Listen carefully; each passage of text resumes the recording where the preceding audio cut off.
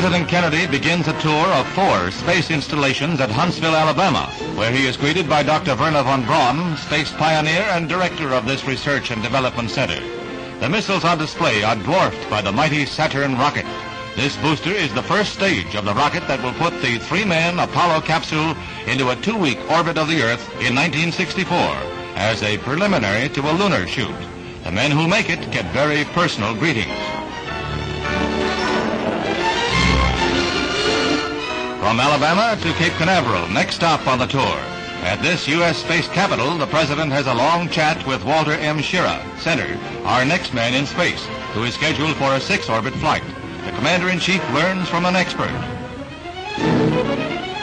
Next stop, Houston, where he is cheered by thousands of Texans on his way to a stadium for his key speech of the trip. At Rice University, there's a crowd of 40,000 present, and Mr. Kennedy calls for backing for the U.S. space effort. He says that we cannot afford to lag if we want to be in the forefront of nations.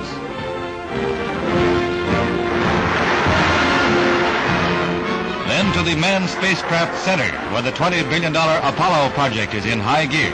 Here, the President sees mock-ups like the moon bug that is being prepared for a lunar landing, and the Gemini, a larger Mercury capsule for 2 men and other space vehicles. The President receives a briefing on highly classified matter and seems pleased with the progress report when he inspects the apparatus that the U.S. is making ready for further conquests of space.